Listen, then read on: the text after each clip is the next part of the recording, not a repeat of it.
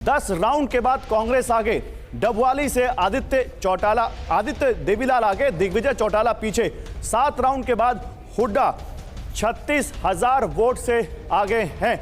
मोहित हमारे संवाददाता इस वक्त हमारे साथ जुड़े हुए हैं। मोहित, हरियाणा में कितने राउंड की अभी तक काउंटिंग हो चुकी है, जरा बताइए एक औसतन सारी सीटों पर, और कितने राउंड की बाकी? मोहित। देखिए, हरियाणा में अलग अलग विधानसभा सीटों पर 4 से 5 राउंड की जो काउंटिंग है वो पूरी हो चुकी है। कई सीटों पर अभी कांटे का मुकाबला चल रहा है और इस वक्त हम अंबाला कैंट में मौजूद हैं। अंबाला कैंट विधानसभा क्षेत्र को सुबह से हम फॉलोअप कर रहे हैं क्योंकि अनिल विज जो कि इस वक्त हमारे साथ मौजूद हैं, बीजेपी के उम्मीदवार हैं अंबाला कैंट से, लेकिन फिलहाल करीब 600 वोटों से पीछे चल रहे हैं। वे साहब, करीब 600 वोटों से आप पीछे चल रहे हैं, 5 राउंड हो गए हैं। नहीं, वो बेल्ट निकल गई सारी। पिछली बार हम 3-4 हज़ार से पीछे थे यहाँ से, अब आगे सारा ये रिकवर हो जाएगा और लास्ट के राउंड में जाके आधा राउंड जो है वहाँ हमें नुकसान हो सकता है। बाकी सारे राउंडों में अब हम अप जाएंगे। यानी आप कॉन्फिडेंट हैं कि लीड मिल जाएगी? पक्की पक्की पक्की। अच्छा, ओवरऑल जो रिजल्ट्स हैं, बीजेपी लीड में आ गई है, इसको कैसे देखते हैं? देखिए, जो मैंने भविष्यवाणियाँ की थी मेरी सारी सच हो रही है।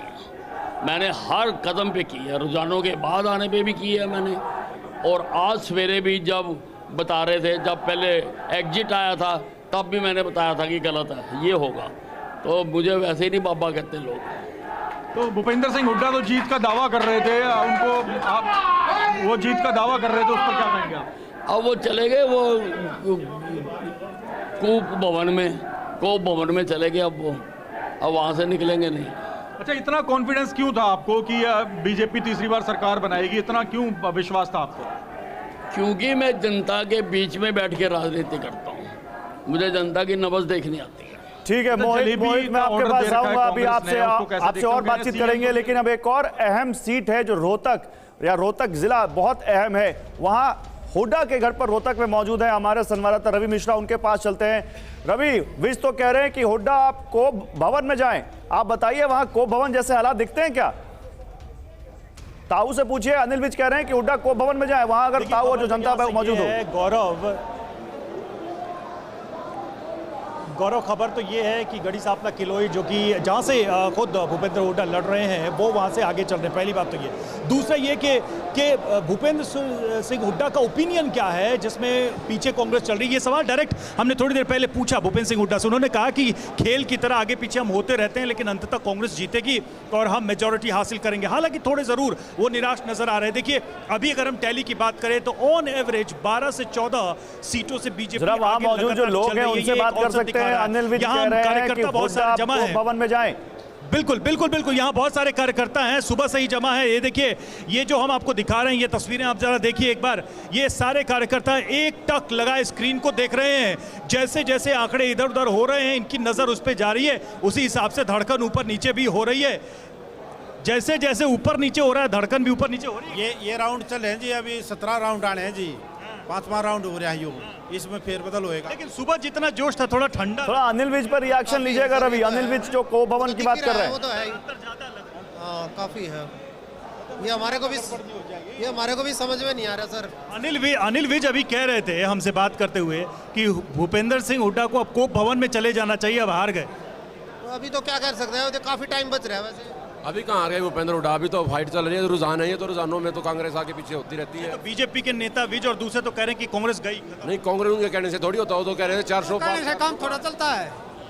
हमारा पूरा अभी तो आवेगी भाई, उम्मीद है, विश्वास है पूरा हमारा। कांग्रेस सरकार आएगी, पक्का आएगी। बहुत अंतर हो गया। हुड्डा के नेतृत्व में सरकार बनेगी और कांग्रेस सरकार आएगी। अभी फेरबदल होएगा जी, राउंड चले अभी, उसमें फेरबदल होएगा। आगे वाले राउंड में अगर हमारे को इतना पता, हुड्डा साहब सीएम होंगे, हरियाणा के सीएम होंगे, आने वाला सीएम। वो कुछ लेकिन बोल नहीं रहे। हुड्डा सीएम बनेंगे, आप आगे आई, संख्या आएगी तब ना सीएम। संख्या आएगी, क्यों नहीं आएगी? अभी तो 14। तो ये गांव का नहीं है, ये शहरों का है।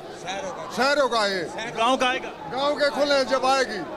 बेरोजगारी बहुत ज्यादा फैला रखी है बीजेपी।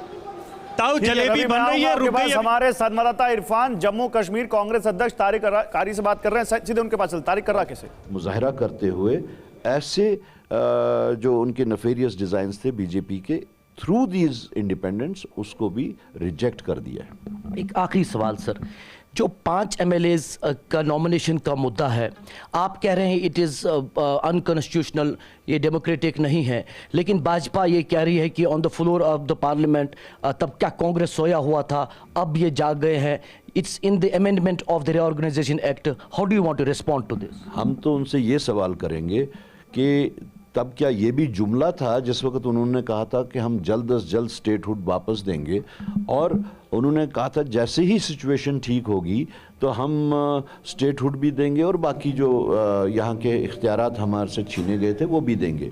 तो it was expected of them कि prime minister of India on the floor of the house कह रहे हैं, home minister of India on the floor of the house कह रहे हैं कि उसको उसके ऊपर एतबार न किया जाता।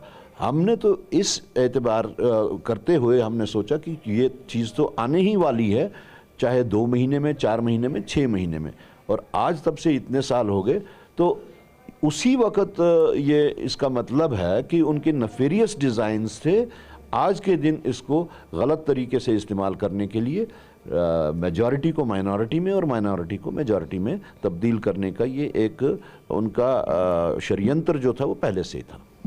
तो साफ तौर पर तारिक करा साहब ये स्पष्ट कर रहे हैं कि बीजेपी का जो नेफियस डिज़ाइन है उसके खिलाफ वो लड़ भी रहे हैं, उसे नाकाम भी करने की कोशिश कर रहे हैं।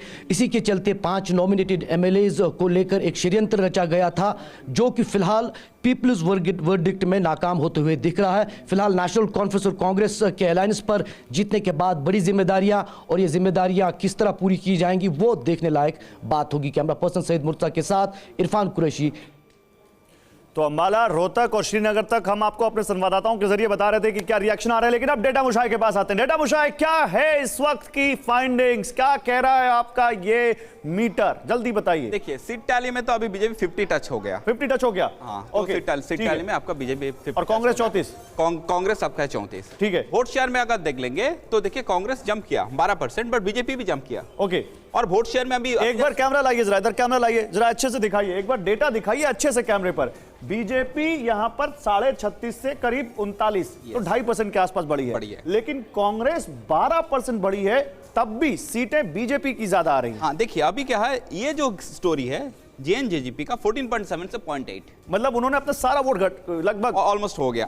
INLD का थोड़ा वोट मिला, INLD ने 2% से करीब 5% तक अपना रिकवरी की है। बट देखिए मेजर जो स्टोरी है, मैं अभी जो दिख रहा है, ये स्टोरी जो था क्या, जो भी घुमा है, जाट एक कंसोलिडेशन का बात हो रहा था। बस आपने मेरा सवाल पकड़ लिया, जाट वोट किधर गया है पार्था, ये बता सकते हैं आप? देखिए मोर देन 20%, 37, मतलब जहां पर 20% से ज्यादा जाट वोट है, ऐसा 37 सीट्स है हरियाणा में। ओके, आप देख लेंगे, ये देखिए सीट टैली में अगर देखेंगे, पिछले बार कांग्रेस 14 सीट में आगे था। ओके, जीता था। अभी सिर्फ 16 सीट में ही आगे है। हाँ ठीक है, मतलब उनको तो फायदा हुआ है, लेकिन बीजेपी का फायदा देखिए। हाँ, मतलब जहां पर जाट मोर देन 20% है, उधर बीजेपी 19 सीट्स में अभी लीडिंग मतलब जाट ने बीजेपी को भी भरपूर वोट दिया है। 12 से 19 बीजेपी हो गई है, 14 से 16 कांग्रेस हो गई है, इंडिपेंडेंट घट गए हैं, JNJP 0 हो गई है। JNJP की सारी सीटें अधिकतर बीजेपी और थोड़ी बहुत कांग्रेस में चली गई। देखिए ये जो 37 सीट्स में कांग्रेस एक्सपेक्ट कर रहा था अराउंड 25-26 सीट्स जीतेंगे। ओके, तो ये हुआ नहीं। अब तो मतलब ये कह सकते हैं कि जाटों ने बीजेपी को वोट दिया है। नहीं देखिए देखिए इसलिए क्या होगा, वोट शेयर में देखना पड़ेगा। ओके, वोट शेयर में देखिए कांग्रेस का ये 28 से 41 हुआ। ओके, ये वही 37 सीटें हैं, वही 37 सीटें। ओके, ठीक है। इधर क्या JNJGP का 21 से क्रैश हो गया 0.9, मतलब ये सारे सीटों में JJP का जो 21% वोट था 1% में आ गया। लेकिन क्या होगा, ये यूनिफॉर्मली बांटा नहीं। आप समझ रहे, जो कांग्रेस एक्सपेक्ट कर रहा था पूरा चंक इधर चला जाएगा। हाँ, वो क्या हो, बीजेपी का वोट भी इधर 6%, थोड़ा बहुत बीजेपी को गया, थोड़ा इंडिपेंडेंस को गया, थोड़ा INLD को गया, ये सबको गया है। हाँ, तो जो कंसोलिडेशन कांग्रेस एक्सपेक्ट कर रहा था, हाँ, जो जाट कम्युनिटी से, ओके, वो हुआ नहीं। ओके, ठीक है। तो ये स्टोरी, जाट स्टोरी तो ये हो गई। दलित स्टोरी क्या कहती है? देखिए दलित स्टोरी में अगर देख लेंगे, अगर समझ लीजिए मोर देन 20% दलित है। हाँ, ऐसा सीट है हरियाणा में 47, मतलब 20% से ज्यादा वोट जहां पर दलितों के हैं, वैसी 47 सीटें। 47 सीट है। अब ये 47 सीटों का सीट टैली देख लीजिए, इधर भी बीजेपी देखिए 2024 में आगे है कांग्रेस से। मतलब 16 सीटें 2019 में थी, इस बार 24 मिलती दिख रही है। 24 मिलती दिख रही है। कांग्रेस 15 पर थी, कांग्रेस को 21 मिलती दिख रही है। तो कम किसकी हुई है? देखिए कम तो ये सभी, देखिए जहां पर भी यहाँ पर जो कम हो रहा है वो जेजेपी का। हाँ। ठीक है, क्योंकि अभी लेकिन क्या हो रहा है, कांग्रेस एक्सपेक्ट कर रहा था जाट जहां पर है और दलित जहां पर है उस सीटों में कांग्रेस को लीड मिलेगा। ओके, वो दिखा नहीं दे रहा है। ओके, ठीक है। अब ये रिवर्स देखिए, एक चीज मैं दिखा देता हूं। अभी जो यादव बहुल जो सीट है मोर देन 20%, ये देखिए इधर बीजेपी देखिए कैसे कर लिया। कितना सीट है? 9 सीट है जहां पर यादव और ये दिल्ली के आसपास वाली सीट है। दिल्ली आसपास वाला सीट है। हाँ। इधर सीट टैली में देखिए 7, 9 में 7 सीट, तो मतलब ये वोट बीजेपी कंसोलिडेट कर पा रहा है। ओके, ठीक है। पंजाबी सीट देख लेते हैं। पंजाबी सीट मोर देन 15%, ऐसा कितना सीट है? तो पंजाबी सीट 11 सीट्स है। हाँ।